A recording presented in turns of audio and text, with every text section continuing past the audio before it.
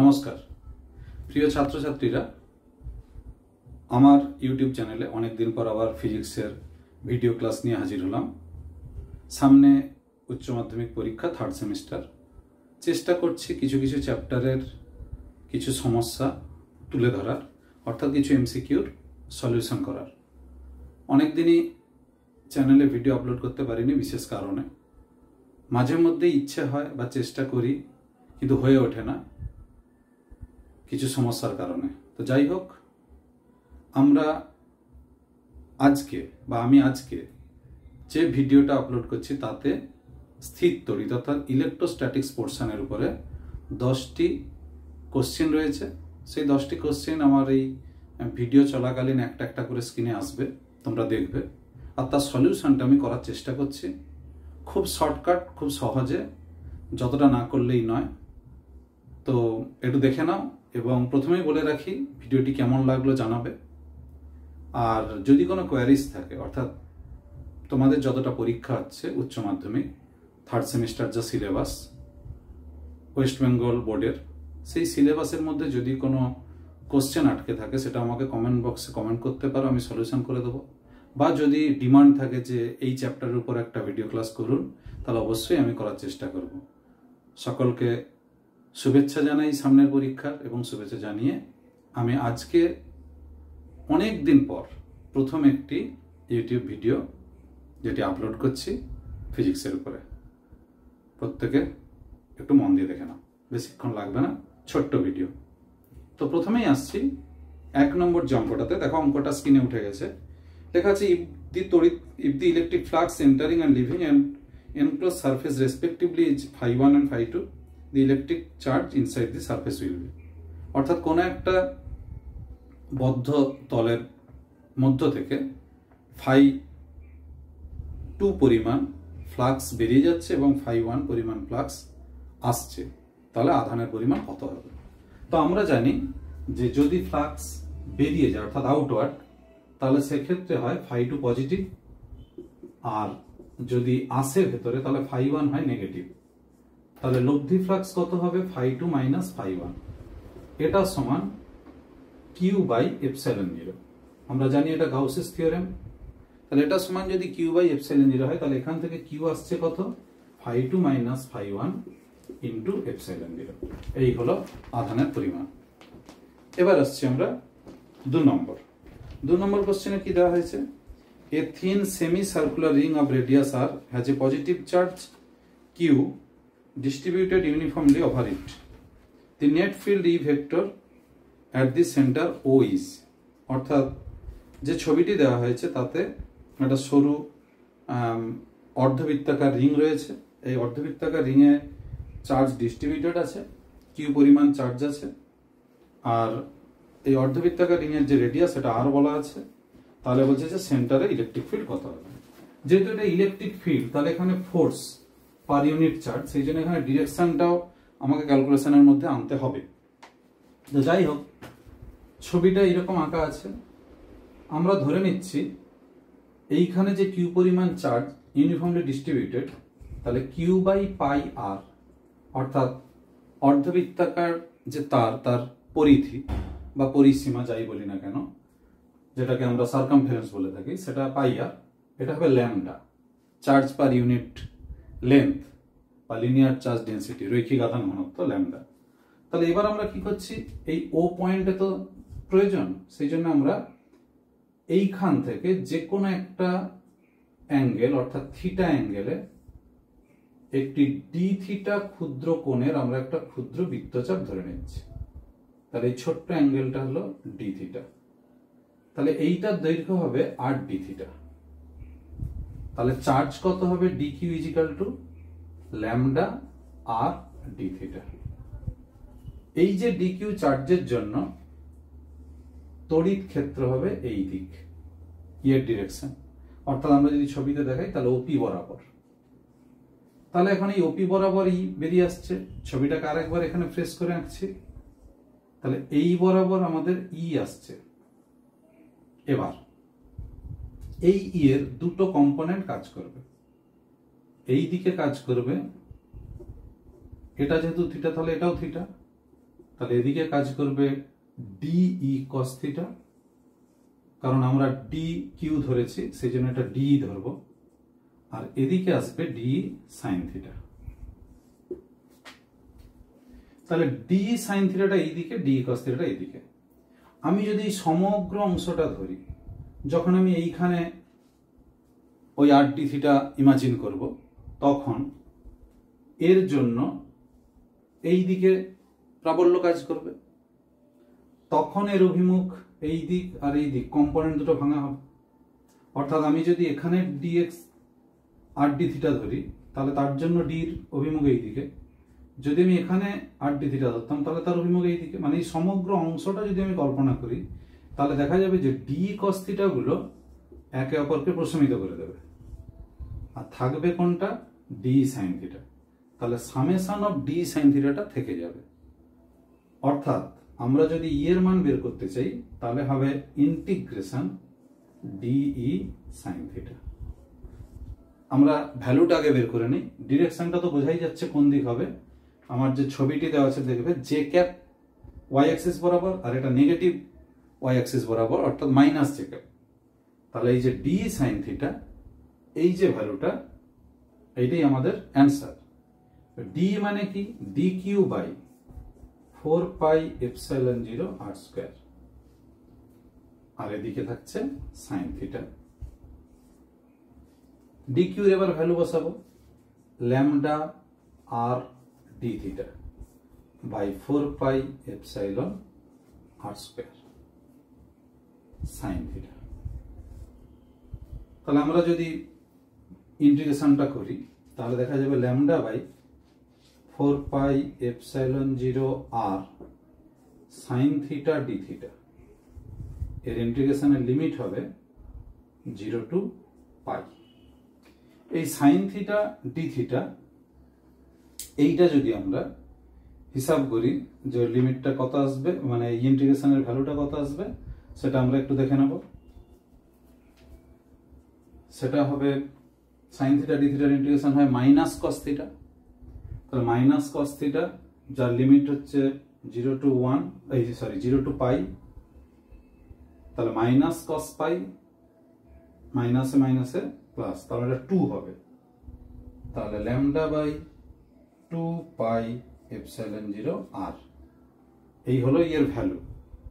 এবার এখানে আমাকে ভেক্টরে চেয়েছে, তাহলে ই ভেক্টর হবে, ল্যামডাটাকে আমি ট্রান্সফার করব কিউ দিয়ে, তাহলে q by pi R into 1 by 2 pi epsilon 0 R. তাহলে অ্যান্সার হলো q by 2 pi square epsilon 0 R square. আর এখানে যেহেতু আসবে আমাদের মাইনাস জে ক্যাপ ডিরেকশন, অর্থাৎ অপশন সি হবে কারেক্ট অপশন। এই হলো আমার এটা 2 নম্বর। এবার আসছি 3 নম্বর।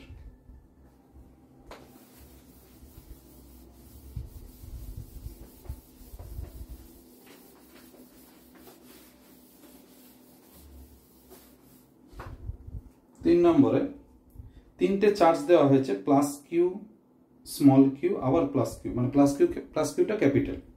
তিনটে চার্জ আর প্লেসড রেসপেক্টিভলি দেওয়া আছে কত কত ডিস্টেন্সে। একটা d/2 আর ডি,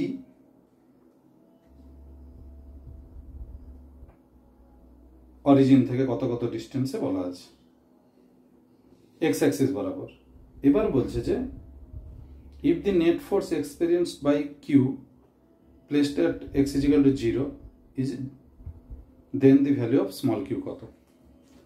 তার মানে ছবিটা যেটা বলেছে, x অ্যাক্সিস বরাবর 0 তে প্লাস কিউ রাখা আছে, আর d/2 তে রাখা আছে স্মল কিউ, এখানে রাখা আছে d তে প্লাস কিউ।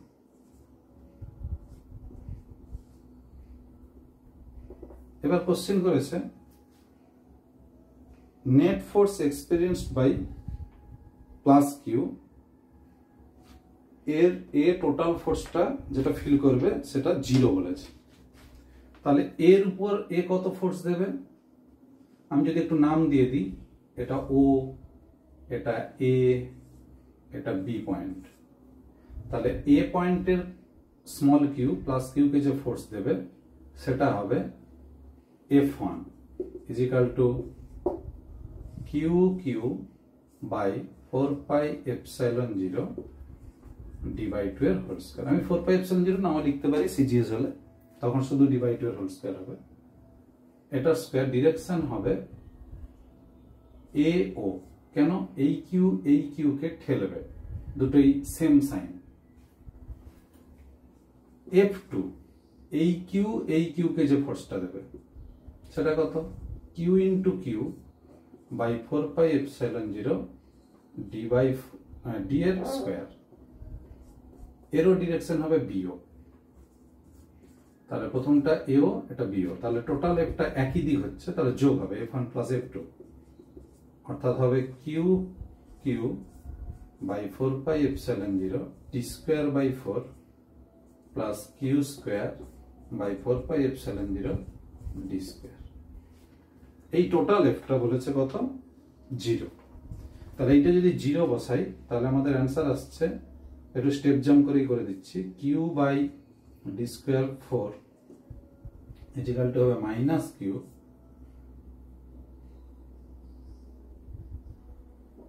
এটা স্মল কিউ হবে minus q by d square. তাহলে কিউ হলো মাইনাস কিউ বাই 4। এই হলো অ্যান্সার, অর্থাৎ অপশন এ। এটা হলো 3-একটা। তারপর 4, 5টা ক্যাপাসিটর দেওয়া আছে। 5টা ক্যাপাসিটর ছবির মতো দেওয়া হয়েছে। এবার তোমাকে কোশ্চেন করা হয়েছে যে পি এবং আর এর মধ্যে ইকুইভ্যালেন্ট রেজিস্ট্যান্স, ইকুইভ্যালেন্ট ক্যাপাসিট্যান্স, আর পি এবং কিউর মধ্যে ইকুইভ্যালেন্ট ক্যাপাসিট্যান্স। তাহলে আমি আগে ছবিটা আঁকি চার একটা।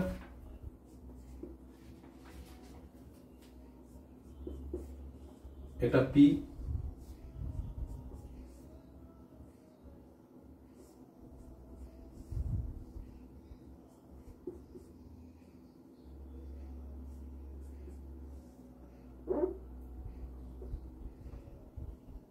এটা কিউ, এটা আর, এটা এস, এটা টি, সি সি সি সি।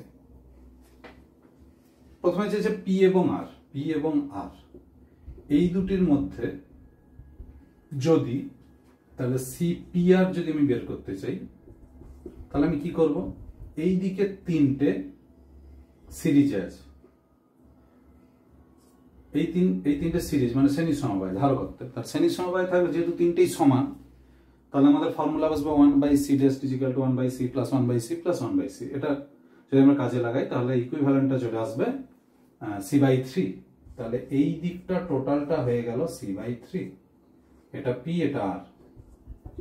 একইভাবে এই দিকটা হয়ে গেল c/2, কারণ দুটো আছে সিরিজে। তাহলে এবার আমাদের যেটা ফর্মুলা হবে প্যারালাল, তাহলে c/2 প্লাস c/3, এটা হিসাব করলে হবে 5c/6। এটা হলো সিপিআর। তাহলে একটা অ্যান্সার বেরিয়ে গেল। এইবার আমরা একটু আসবো C P Q. P Q means এইটা। তখন কি হবে? একদিকে আছে 1 2 3 4টে সিরিজে। তাহলে যখন আমি সি পি কিউর মধ্যে বের করব তখন আমি কি করব? একদিকে 4টে, অর্থাৎ এই দিকে আসবে c/4 আর এইদিকে একটা, শুধু এইটুকুটা পি কিউ। তাহলে এটা তখন কিউ আর এটা তখন পি। তাহলে হবে c/1 প্লাস c/4, এটা হবে 5c/4। তাহলে এটা হচ্ছে সি পি কিউ। এবার আমাকে রেশিও চেয়েছে সিপিআর ইজ টু সিপিকিউ। রেশিওটা তাহলে কত আসছে?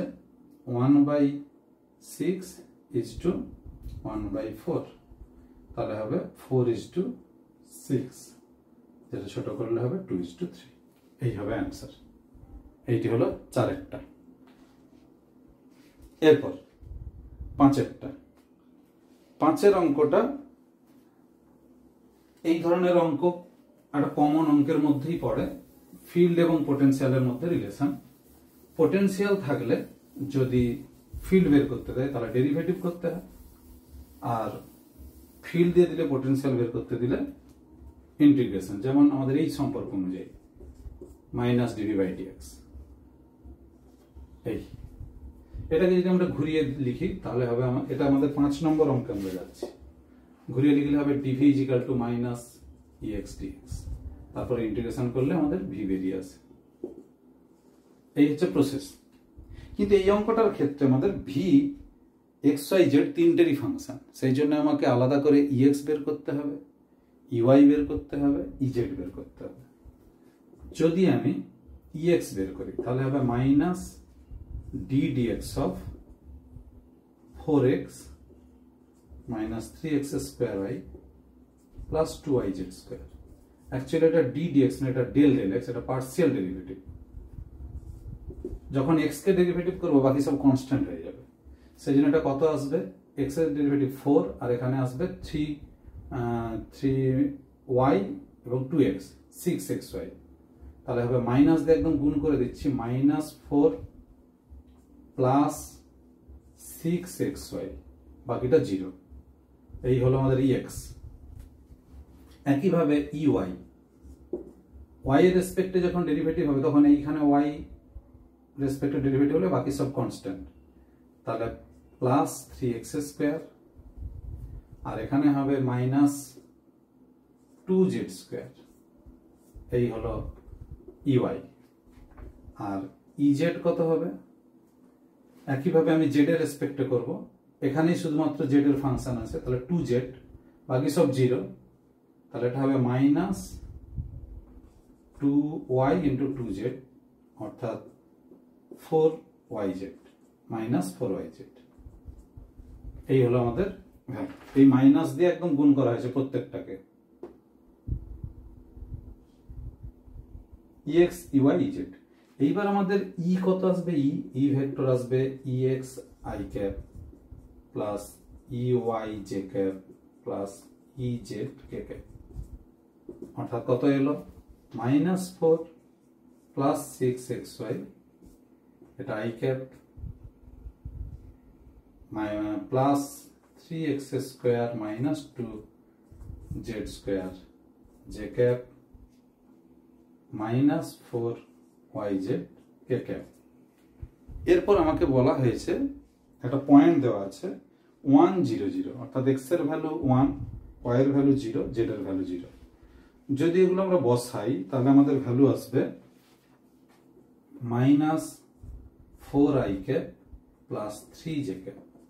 এটা হচ্ছে ভেক্টর, তাহলে ই কত আসবে, রুট ওভার মাইনাস 4 এর হোল স্কোয়ার প্লাস 3 এর হোল স্কোয়ার 5। তাহলে অ্যান্সার আসবে 5 নিউটন পার কুলম। এটা হচ্ছে 5-এরটা। এবার নেক্সট 6 নম্বরে যাব। 6 নম্বরটা অঙ্কটা একটু মাথায় রাখবে তোমরা, এই ধরনের অঙ্ক তোমরা করেছো অবশ্যই। দুটো চার্জ দেওয়া হয়েছে, কত কত, একটা কিউ আর একটা মাইনাস 3 কিউ। এমনি বলে রাখি, দুটো চার্জ যদি একই সাইনের হয়, অর্থাৎ দুটোই পজিটিভ বা দুটোই নেগেটিভ, তাহলে কিন্তু সেক্ষেত্রে ওদের মাঝে কোথাও নেট ফোর্স 0 হয়। নেট ফোর্স বা ফিল্ড ইন্টেন্সিটি মানে প্রাবল্য বা বল 0 হবে। কিন্তু যদি দুটো বিপরীত সাইন, অর্থাৎ একটা পজিটিভ একটা নেগেটিভ হয়, তাহলে সেক্ষেত্রে কিন্তু ওদের বাইরে হবে, মানে সংযোজী রেখার বাইরে। এখানে যে অঙ্কটা আছে, একটা কিউ আর একটা মাইনাস 3 কিউ, যেহেতু দুটো অপোজিট সাইন তাহলে বাইরে যাবে। এবার নিয়ম সবসময় কোনটা, যে ছোট চার্জ তার কাছে নিউট্রাল পয়েন্টটি আসবে। তাহলে আমরা ধরে নিচ্ছি কিউ পয়েন্টের থেকে এক্স ডিস্টেন্সে আমাদের নিউট্রাল পয়েন্টটা পাবো, পি পয়েন্ট। তাহলে এখান থেকে কত ডিস্টেন্স হবে, কোশ্চেনটা পড়লেই বুঝতে পারবে। এদের মধ্যে সেপারেশন ছিল ডি, তাহলে অবশ্যই এইটা হবে ডি প্লাস এক্স, যেটা কিন্তু সেম সাইনের চার্জ হলে মাঝে হতো, তখন একটা এক্স হলে আর একটা ডি মাইনাস এক্স হতো। তো এখানে কিন্তু আসবে ডি প্লাস এক্স। তাহলে এই কিউর জন্য এইখানে ইন্টেন্সিটি, এই কিউর জন্য এখানে ইন্টেন্সিটি, তাহলে এখানে কিউ চার্জ, এখানে ইউনিট পজিটিভ চার্জ, তাহলে এই কিউ এই ইউনিট পজিটিভকে কি করবে, ঠেলবে, রিপালশন, বিকর্ষণ বল, সেটা কত হবে, F1 ইজিক্যাল টু হবে, যে এখানে এই কোশ্চেনে বলা আছে 2q রাখা আছে, একই ব্যাপার, কিউ 2q কে যে ফোর্স দেবে, তাহলে q into 2q by x square, 4πε0 লিখলাম না, এটা সিজিএস ধরে বা কনস্ট্যান্টটা এমনি একটা কে ধরে নিয়ে আমরা করলাম অঙ্কটা।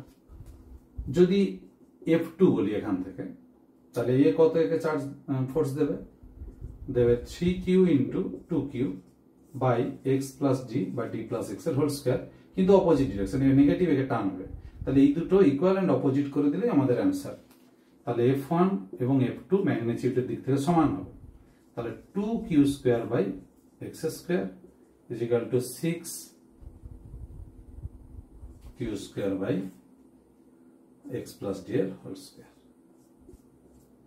এখান থেকে আমরা এবার কি পাবো না, এটা 1 by x square 3 by x plus d এর হোল স্কোয়ার। এবার দুটো উপায় আছে, একটা যদি আমরা এটা স্কোয়ারে ভেঙে দিই a প্লাস বি হোল স্কোয়ারের ফর্মুলাতে, তাহলে এটা কোয়াড্রেটিক ইকুয়েশন বা দ্বিঘাত সমীকরণ আসবে, সেক্ষেত্রে আমরা সিদ্ধারাচার্যের ইকুয়েশন ধরে করতে পারি, আর না হলে যেহেতু এমসিকিউ আমাদেরকে টাইম বাঁচাতে হবে, সেই জন্য আমরা কি করবো, রুট করে দেবো এখানে, তাহলে 1 by x is equal to √3 by x plus d, তাহলে এখান থেকে আসবে √3x is equal to x plus d, এই হবে অ্যান্সার। তাহলে এখান থেকে আসছি x কত, x আসবো d বাই √3 মাইনাস 1, এই গেল। এবার যদি আমি অ্যান্সারটা মেলাতে চাই, এখানে অপশন যদি কোনো কিছু থাকতো, তাহলে আমরা কি করতাম, এই রুটটাকে আমরা উপরেও তুলে দিতে পারি, কিরকম ব্যাপারটা, d ইন্টু √3 প্লাস 1 বাই এটা √3 মাইনাস 1, যেটাকে আমরা করণী নিরসন বলে থাকি, আর এটা হবে √3 প্লাস 1, অর্থাৎ √3 প্লাস 1 দিয়ে আমি লব এবং হরকে গুণ করলাম, তখন হবে d/2 ইন্টু √3 প্লাস 1, মানে এটাও অ্যান্সার থাকতে পারে, এটাও অ্যান্সার থাকতে পারে, এই হলো সলিউশন। এটা হলো 6-টা। 7-এর অঙ্কটা পার্টিকুলার এই কোশ্চেনের ক্ষেত্রে আমাদের অনেকটা ইজি, কারণ ভ্যালুগুলো সমান সমান দেওয়া আছে। যদি সমান না দেওয়া হতো তাহলেও কিন্তু অঙ্ক হতো, মানে জাস্ট একটু হিসাবটা বেশি হতো, এখন হিসাবটা কম হবে, অন্য আর কোনো ব্যাপার নেই।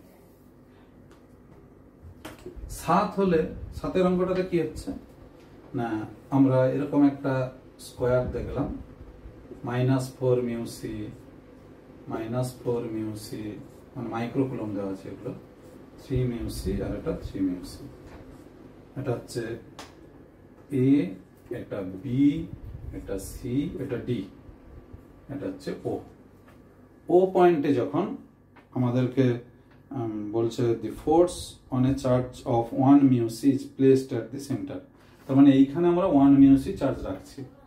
তো যাই হোক, এখানে যেই চার্জই রাখি না কেন, তার উপর যে যখন ফোর্স হিসাব হবে, এই +3 মিউ কুলম একে যে ফোর্স দেবে, এই +3 সেই ফোর্স দেবে। যদি আমি এটা পজিটিভ 1 মিউ সি রাখি, তাহলে এ কে রিপালসিভ ফোর্স, এ কে রিপালসিভ ফোর্স, দুটোর ভ্যালু একই, সেই জন্য এখানে নেট ফোর্স হয়ে গেল 0। আবার এই -4 একে কি করবে, টানবে, এই -4 একে টানবে, যেহেতু +1 মিউ সি আছে, এই দুটো ফোর্সেরও ভ্যালু একই, ডিরেকশনটা অপোজিট, সেই জন্য এটাও কি হয়ে যাবে, 0। তাহলে নেট ফোর্স কত হলো, 0। এখন যদি এই চার্জের ভ্যালুগুলো অসমান থাকতো, আলাদা থাকতো, তখন কি হতো, এটা ধরো 3, এটা অন্য কিছু একটা ভ্যালু আছে, তখন এ কে রিপালশন ফোর্স, এ কে রিপালশন ফোর্স দিত, তাদের রেজাল্টেন্ট। আবার এই মাইনাস একে টানতো, এখানে একটা অন্য ভ্যালু একে টানতো, তখন তাদের রেজাল্টেন্ট, তাদের আবার ভেক্টর ফর্মে রেজাল্টেন্ট বের করে আমাকে অঙ্কটা করতে হতো। কিন্তু এখানে আমাদের অ্যান্সারটা কত হয়ে যাচ্ছে, 0। এটা হলো 7 নম্বর। এবার আসছে 8 নম্বর। 8 নম্বরে কি বলা আছে, একটা সিলিন্ডার এঁকে দিয়েছে, ওই সিলিন্ডারের মধ্যে দিয়ে টোটাল যে ফ্লাক্স সেইটার ভ্যালু দেওয়া আছে।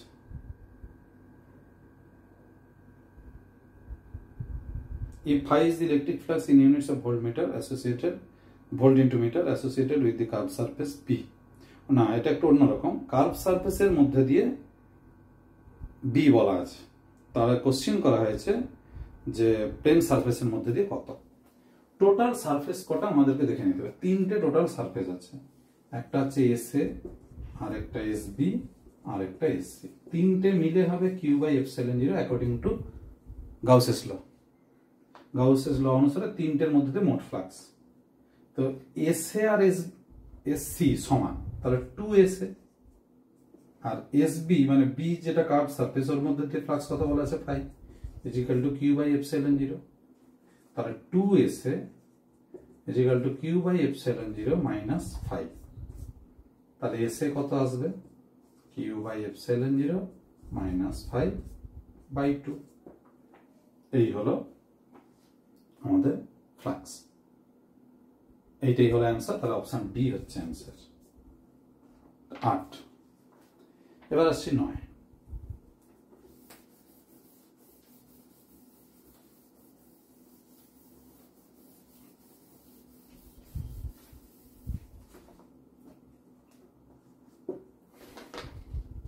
এখানে বলেছে এইরকম একটা কিউবের এই কর্নারে কিউ চার্জ আছে। তো আমরা সবসময় জানি যে কোনো একটা চার্জকে এনক্লোজড করতে হবে সারফেস দিয়ে।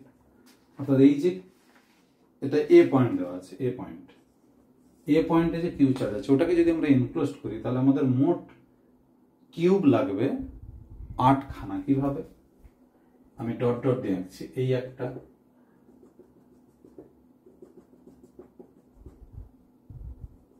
দুটো হলো,